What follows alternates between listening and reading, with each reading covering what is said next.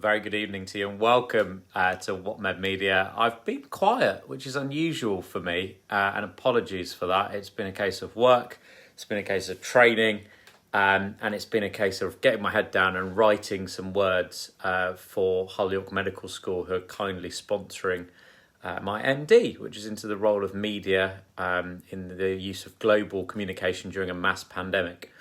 So just while we're waiting for people to join, briefly, I'd like to go over what the purpose of What Med Media has always been. And that's basically been to speak truth to power and also to stick up for people who may not have had a voice. Now, 20 people watching already, that's great. If you can like, share, comment, I'd really appreciate it. At the beginning, we started out in 2015 where Jack and I were going around the country, whether that be to Cardiff to visit Mansell Aylward or singing on the way, Elton John, Rocket Men and all that sort of stuff. And then there was the junior doctor's contract dispute. And then there was a little bit of a hiatus where I mothballed the page, didn't really bother with it. But then obviously when COVID happened, there was a very real reason that we needed to speak up. And over that period of time, we've got to millions of people, at its peak 1.2 million, but consistently between 3, 4, or 500,000 people every week. And one of the things that I promised you was that we would speak out and combat pseudoscience. So just while we wait for a few more people to join, if you can tell me where you are, how it is where you are. I'm sure many people have got lots of concerns about the rate at which things are being opened up, or maybe you don't. Maybe from a mental health perspective, you're absolutely dying to get back out there again, because I know lockdown has been tough for many people. So if you put in the comments where you are, what it's like where you are, what your situation is, I'll be really interested to hear. And then it's just I think it's a 9-minute clip maybe I'm going to play, which is basically where Dr. Hillary absolutely smashes and good evening, Julie, absolutely smashes and rebuts some really, really dangerous pseudoscience nonsense. And I'm not even going to say anything about it. I don't need to. I just think we're going to tee it up. I'm going to play it, going to watch it. And then as you're watching it, please comment in terms of what you think. And then I will make notes of the comments as we're going through, because it's only a short video. All right. So here we go. I'm going to turn that round, zoom it in a little bit. High production value as always. There we go. Clearly, when you did this rally, you would have known that you were breaking the law, technically. Did that bother you? Well, that isn't right. We had a lot of ongoing discussions with the police, and everything was okay, and they agreed to enable our rally to end in a march to Downing Street. So there was completely no problem at all. Hey Sharon, how you doing? Hope you're well. We are a political rally, and those are allowed. However, at the last minute, a different group of policemen turned up and arrested me. And when I was in the van, I asked them what is going on. And they indicated, let's say, that this came from on high.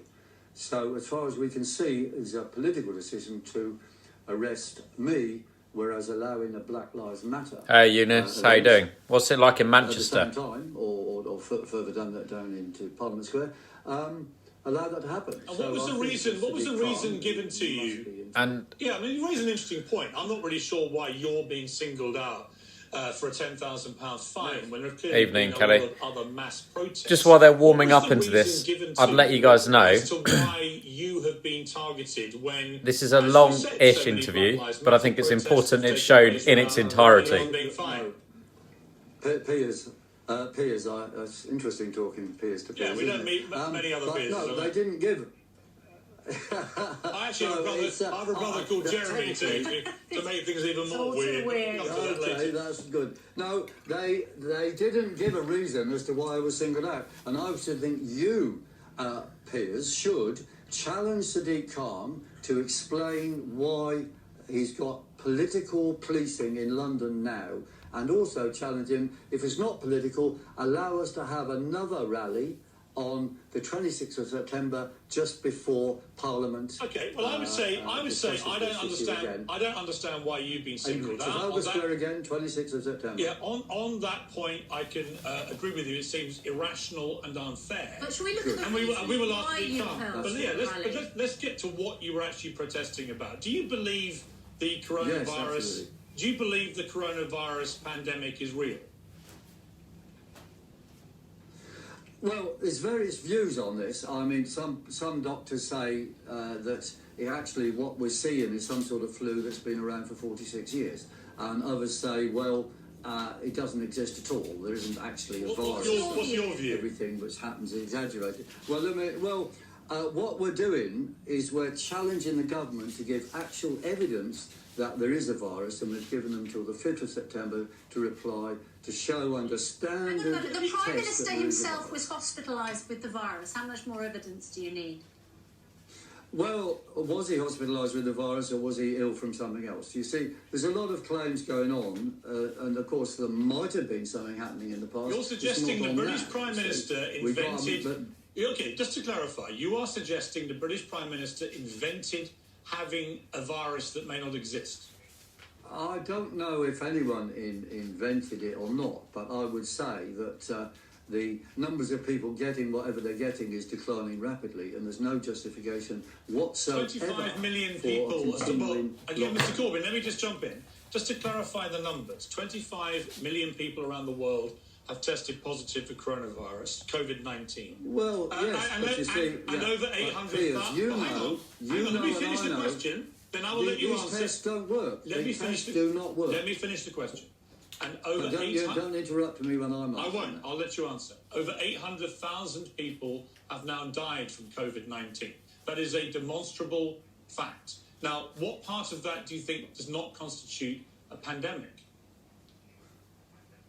Well, 800,000 people have died and they've been labelled COVID when it might have been completely something else. It is not a pandemic because the numbers dying are nothing different from a normal year of people dying, as they die all the time. And secondly, it is not a high consequence infectious disease, and that was declared by the government and the World Health Organisation on March the 19th. Hi, So Richard. what we have is a psychological operation, a psychological... Everybody else that's operation watching, to if you close could tell down me the where you are, economy in the interests what of it's like where you are, how you are. That we're just warming up into the absolutely smashing rebuttal from Dr. Hillary. 40,000 people have died in this Agreed, country David. Completely as a agree. result of COVID directly. Yeah, people are dying What an all the insult. time, Piers and Corbyn, they're what an labelled insult COVID. to their family No, to say it's some kind of fiction Well, listen to to Dr. boost Vernon. Hey, Helen, how you doing? international pharmaceutical companies.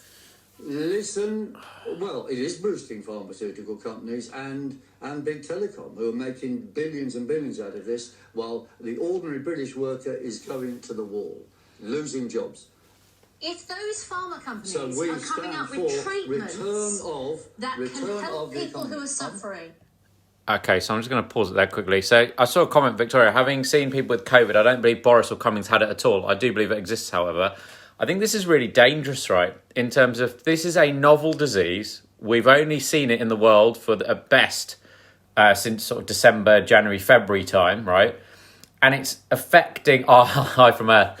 It's affecting people in very different ways, right? So it is honestly not possible to say whether you think somebody had it or didn't have it or whatever, because the whether it's interesting or scary or the weird thing for me as a doctor looking at this is how you can have somebody on an absolute spectrum. So you can be somebody who is absolutely fine and well and asymptomatic and spreading it, although the World Health Organization is saying that's likely to be minimal people, that's the case, but it is possible, all the way through to somebody that is so sick and is on a ventilator and sadly loses their life, right? So I think we need to be quite mindful of that, and we need to be quite aware about that. My dad recovered from COVID. That's great, Kelly. That's good news. We nearly lost him. Sorry to hear that. My concern is this is going to get worse before it's get better, right? I've always been upfront. I've always been open. I've always been honest with you guys in terms of watching. You'll remember right at the beginning when I went to visit Dr. Mike and we shared the numbers and the stats in terms of the potential death toll from this if we didn't take it seriously. And the reason that the numbers have dropped is because of lockdown, right? Lockdown has had a massive impact, and also behaviourally, people generally are coming round to this new way of thinking and operating and working and just functioning, basically. So we're going to go back to this. There's been so much stuff in this. This is nonsense so far. And what I'm going to do is, rather than trying to rebut and comment all this sort of stuff, I'll let Dr. Hillary do that. He did a very good job of this. And if there's any interesting comments in below, please keep them coming, and we'll pause it and we'll go through it. So I'm going to turn you back round and go to this.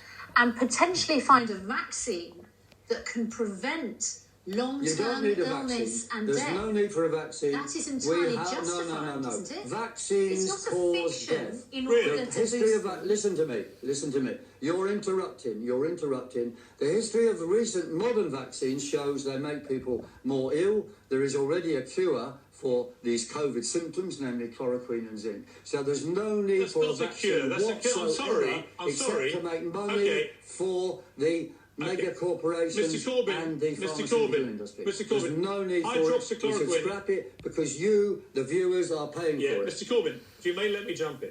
What are you telling me about hydroxychloroquine? It's not a cure for COVID-19. That's a complete lie. It's not a cure. No, the doctors who've done it have said so, and it works. No, they haven't. And there's no evidence yet from Boris Johnson that we have a virus. But maybe there's a virus, maybe there's not. I don't mind you coming on and talking about these things, but if you're going to state bold lies like hydroxychloroquine being a cure for COVID-19, that is simply not true. I'm relying on expert doctors. Say this, and I suggest Completely agree, Mags. 100%. That is so true. Hey, Jane. And you're not taking account of... I don't understand either why they deny it. On hydroxychloroquine. You just use phrases like conspiracy theory when you've got nothing to say. Okay, on vaccines, what happened with measles if vaccines don't work? Yes, these are earlier type of vaccines. I'm talking about modern vaccines. Did it work then? The vaccine for measles, did that work? Did it work? It might well have worked, but the vaccines of the past are different from the ones now, which have many additives, which are in general dangerous, and the statistics show that more people get lower immune systems when they've had vaccines. Can we bring in someone who is an expert doctor who may be very concerned, frankly, about what you're saying, Dr. Hillary? Extremely dangerous what we've just heard. For example, Mr. Corbyn, his statements are littered with errors, absolutely littered with dangerous errors. The hydroxychloroquine and zinc, for example, completely dissed by hundreds of different experts. Let me tell you about the virus not existing. The virus has been identified by the electron microscope. We have sequenced the entire ribonucleic acid genome, so we know exactly that this is a new virus and it's nothing to do with viruses that we've seen in the last 40 years. All of your statements are not only dangerous. Let me tell you about modern vaccine. You say that the old vaccines could have worked. They absolutely did work. Measles, for example, we saw 460,000 cases every year of measles before vaccination. After that, we saw 130. A reduction of 99.9%. Meningococcal meningitis, which killed 10% of people, was introduced. The vaccine was introduced in 1999. Quite recently, and we saw numbers decrease from 883 to 28. A reduction of 97% and a huge reduction in mortality. You are dangerous. You shouldn't be preaching. You're not medically qualified. I don't know where you get your rubbish fake news from, and you shouldn't be on air. I think you probably nailed it, Dr. Hillary. About modern vaccines. Modern vaccines work very well. Meningococcal meningitis. Go and have a look at the so-called testing. Piers Corbyn. Hey, Lisa, you're right. The expert evidence from the doctor, and we'll have to bring the interview to an end. Piers Corbyn, let me ask you this. Question. Do you believe DNA and RNA rather than finding a virus? Piers Corbyn, let me ask you another question. Do we have to? Mr. Corbyn, I understand. There may be one, there may be not. Give them a chance. Mr. Corbyn, yes, do you believe there is a link between 5G masks and COVID? Well, that's the question is not correctly posed. The important thing to understand is that electromagnetic radiation, 4G, 5G, and normal Wi-Fi, which is mostly 4G, do lower your immune systems, and the statistics show very clearly, and this is proven by objective tests going over years, that those things do indeed. It's actually complete nonsense, isn't it? What you just said is, with respect, it's utter. So, Janice, how do you mean 3 against 1 media puppets? 6 times below the safety limit. for harmful radiation, meaning it is not strong enough to harm ourselves or have a negative effect. And how do you mean, Rob? Tell me more. The important thing is not the amount of radiation, the important thing is the frequency. You're arguing just like the tobacco lobby. We have a new tobacco lobby. They said warming your lungs doesn't matter. It was the tar that mattered. And the same thing with the climate change is warming your skin doesn't matter. It's the frequency that matters. And climate change is another hoax, man-made, fossil fuels, all a hoax, everything made up. Well, the sun rules weather and climate, and I can tell you that Christmas in Britain is going to be very cold, and we might even have snow there, and this comes from our long-range forecast. Okay, let's go to another expert, our meteorologist, Laura Tobin. Do you feel as incensed as Dr. Hillary? Shock horror, it's going to be cold in winter and there might be some snow. That's just the most vague thing that anyone has ever said. Snow on Christmas Day?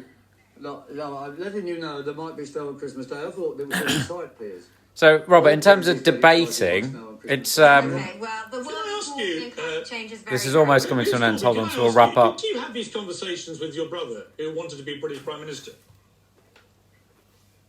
Do I have what? The what? Do you have these same conversations with your brother, Jeremy? Well, I have many conversations. I mean, I'm sure we agree on many things about the current British economy and the crashing of jobs, which is an utter monstrosity. And I say the answer to that is end lockdowns now and save jobs, save lives, save the economy, save culture. How many of your views does he agree with? I don't know. But we agree on many things and we disagree on a number of things. Does he believe COVID-19? Does he believe COVID-19 exists, or does he think, like you, it's all been drummed up by the evil pharmaceutical people? What I'm saying is, no, Piers, listen to me. I said we're giving the government a chance to prove under standard tests that it exists. Of course it exists, Piers Corbyn. If they got proof, you're talking complete nonsense, man. I'm saying we're giving them a chance. Hey guys, so I agree. Yeah, that's not a debate. You can't debate stuff that is wrong or incorrect because it is dangerous, right? And yes, I agree there was lots of shouting over each other, but I played it in its entirety because I think it's important that in social media terms and land, we're looking at a situation where you'll look at a 5-minute or 5-second clip of a 5-minute interview, right?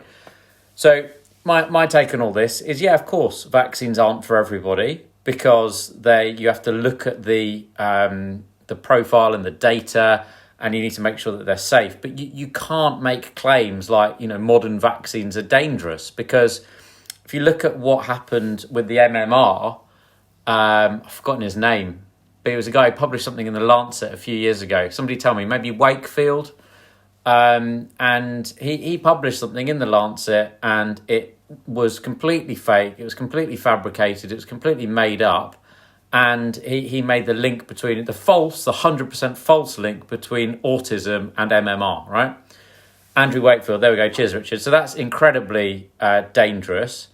And we've had the knock-on effects and the consequences of that for many years. So I think what's going to happen is, if you're looking at it around the world, there are 160 different types of vaccines being developed and being tested and being trialled. And look at what's happened in Russia. Vladimir Putin has just tested one on his daughter and they fast-tracked it.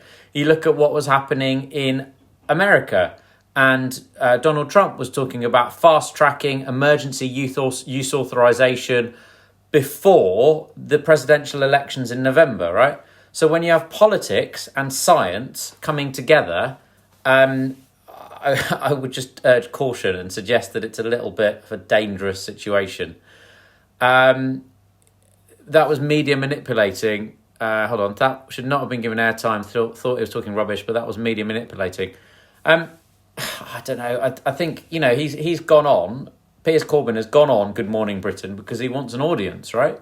And he wants to go on. And what would we prefer? Not having that on at all? Isn't that even more dangerous? Is it not better to have it on and have a kind of robust analysis? And if there is stuff that's dangerous and wrong, then surely you want experts, whether that be a doctor or a weather girl, to whether that be a doctor or a weather girl, to share that knowledge. And I don't know. I mean, it's a difficult situation that's coming, right? We've got loads and loads and loads of stuff coming in terms of lots of decisions, potentially second wave, vaccines, new ways of life, new ways of working.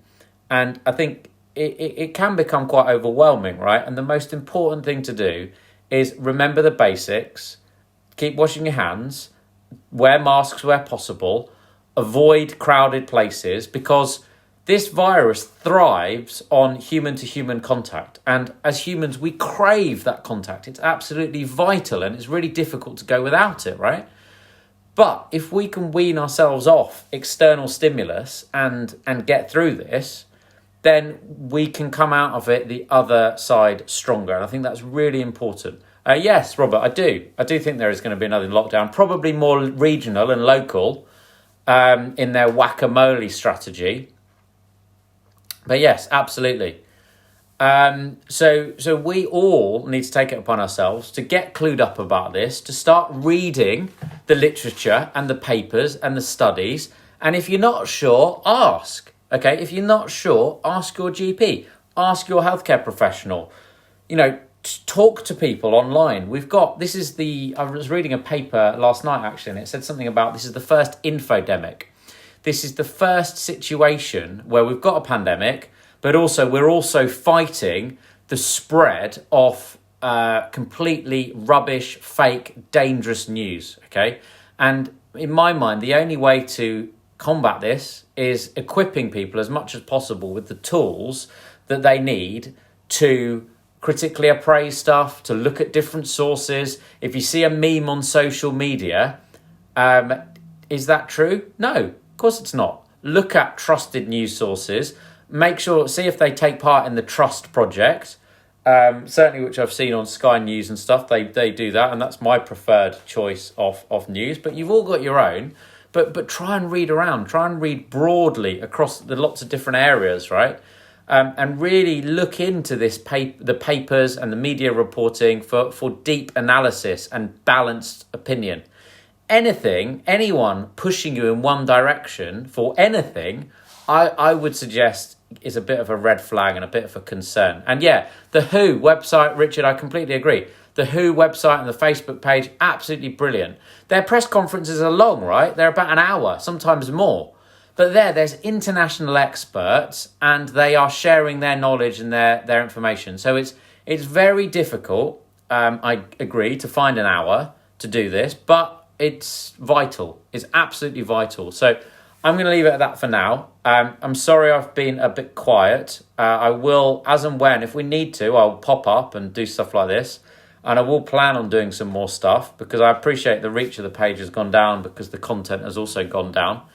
But it's a bit of a holding pattern for me at the moment. And that's a bit of what I would suggest in terms of a holding pattern generally, right? In terms of every now and again, you'll see something coming out saying, oh, we'll get something by Christmas. And that's hope, right? That's political messaging that's giving people hope. And I get it's tough for people, but there's actually been a lot of studies to suggest that humans actually cope better with certainty. So maybe it's well-intentioned. So for instance, if you got told you're going to be in quarantine for 2 weeks, that's fine. But if you were told you're going to be in quarantine for an indefinite amount of time and you're only in quarantine for 13 days, that's actually worse, right? Even though it's a day less. The media love this anti-masking stuff as it causes traffic and views. Carl, yeah, I mean, there's lots of people out there, right, that are not... and that's also true, Richard. We need to prepare for that, right? In the sense that if you look at... we've never found a vaccine for coronaviruses in the past. And we've also, in the past, some vaccines have caused something called immune enhancement, which means it doesn't cause an immediate problem. You don't get side effects from it, you take it. However, the next time you come into contact with viruses, they cause problems. Now, I'm not saying that this is going to happen or happening, because I honestly don't know. All I'm saying is looking at the past, two facts are we've never found vaccines for coronaviruses in the past. And in the past, some of these vaccines has also gone on to have a detrimental, inadvertent effect of immune enhancement. So, yeah, I don't know, Dave. I haven't seen it. I've only seen the reports on that. And, I saw Putin at a press conference saying that he was giving it to his daughter. So I think, it's a case of looking after each other and yourselves, trying to read. Yeah, I wear one, Robert. I wear masks. I've been wearing masks a month or two before we had to, because it's a respiratory infection, and it's a respiratory infection, and it obviously, if you can prevent the spread of that, it goes. I mean, you might, for some of you guys watching early videos, you might have seen me cycle somewhere in a mask just to test it out and see how bad it was getting. That was a little bit tongue-in-cheek, and obviously wouldn't recommend doing that.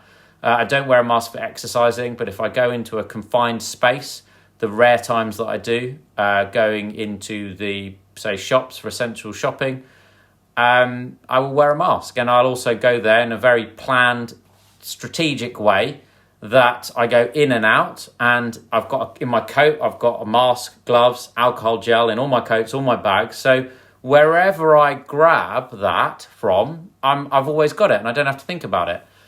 So Mary Kerr, steroids have been in the news recently as possible treatment views. Yeah, so dexamethasone has actually had some very good results on the studies of dexamethasone. This is basically for people with moderate COVID and people who've been hospitalised. It can reduce the time on the ventilator and increase their discharge. Okay, so it's not a cure. It is not, let's be blasé about it and all go out and get COVID, because it's not that at all. It just reduces the strain in hospitals in terms of dexamethasone. A short course of dexamethasone does cause improvements, and it helps reduce the length of stay in people with moderate COVID that are intubated. The same thing remains true though, right? You never know whether you're going to get mild, moderate, severe, asymptomatic. Yes, Janice, they are, but it's a case of reducing the inflammatory reaction that this virus causes. Richard, am I still using the pulse oximeter? Yeah, I've still got it. I don't use it every day. If friends or family are sick and I need to use it, then I test it. But for the 55 people that are now watching, who some of you may not have been on the page before, I would highly, highly, highly recommend you go onto Amazon and get a pulse oximeter. Okay, it's cheap. It's between 20 and 30 quid. It's reusable. You can wipe it down with alcohol, and the alcohol wipes inside if you use it in between people. And the reason that this is absolutely essential is because one of the things in the early days of this that was happening is people that were contracting COVID were getting something called silent hypoxia. So hypoxia is when the oxygen levels in the blood go dangerously low. And we were getting a situation where patients were going down to SATs of, 60, 70%. And not having any symptoms, right? So it's absolutely fascinating from a clinical perspective to see this, because it's not just me that's never seen this in my medical career, albeit 10 years, but the medical profession has never seen anything like this, right? It's completely out of whack with all the textbooks and all the teaching and all the training up to that point. So yes, Richard, I still use a pulse oximeter because it's really, really important to get an instant assessment of what somebody's oxygenation is like. Because if you are to get symptoms, and certainly in the early days of this where they were wanting to delay the peak, flatten the curve, that was a case of keeping as many people as many people out of hospital as possible by keeping them in the community. My concern in the early days, and I was advising people to get a pulse oximeter in March, was that without an objective measurement of how low somebody's oxygen is, it's very difficult for people to be triaged as to whether ambulances should come and whether they should be admitted. So a pulse oximeter on Amazon is an essential. Back on the 22nd of April, there was a professor of emergency medicine in New York that was on BBC Radio 4. And he was also saying that this pulse oximeter stuff is absolutely vital. And he's saying that the pulse oximeter should be seen akin to treating and monitoring COVID as a thermometer is for treating and monitoring infection. So yeah, that's good. I want to kind of reassure you guys as well, to as much as possible, that Tim Harford, the undercover economist, did a great piece. Keystones, pulse oximeter, and okay, that's good. Ketone strips, you mean, I think. Is it? Yeah, ketones. Are they? I'm not sure, Carl. Okay. And gave it... Nice one. That's great, Rob. Well done for doing that. Good. Okay, so the final thing that I'm going to end on is Tim Harford, the undercover economist, wrote something in the FT last weekend, and he wrote about everybody's individual risk. At the moment, it's minuscule, right? It's really, really small. Obviously, if you have health conditions, diabetes, black, Asian, minority, ethnic background, a little bit of obesity, and cancers and things, if you're on the list of people that should have been shielding, if you get it, the chances of it being worse are higher. So you need to throw a ring around your house or your place of residence, and you need to make sure that nobody comes in unless you, A, they need to, but B, for instance, the other day we had a plumber around, right? So temperature check at the door. Okay, please wash your hands with alcohol gel. Then let the alcohol dry, because that's when it actually works. Then put gloves on, and then put a mask on and a face shield on. Come right through, okay? It's a little bit over the top, perhaps, and I'm not suggesting that everybody should do that, but I'm certainly suggesting that if you're that way inclined and you want to, there is no harm in doing it, okay? A lot of this is just the social awkwardness of not shaking hands with people and actually keeping out of each other's way. And heart disease, Robert, yeah, completely, absolutely agree. So it's been great seeing you guys all again. I'm sorry it's been a while. I will try and do some more soon. But certainly, as I said, if something comes up where we need to do it, I will. And yeah, I'll be in touch, and I'll speak to you guys soon, no doubt. So thanks so much for watching. Please share this with your friends. I hope you find it useful, and I'll see you guys really soon. Cheers.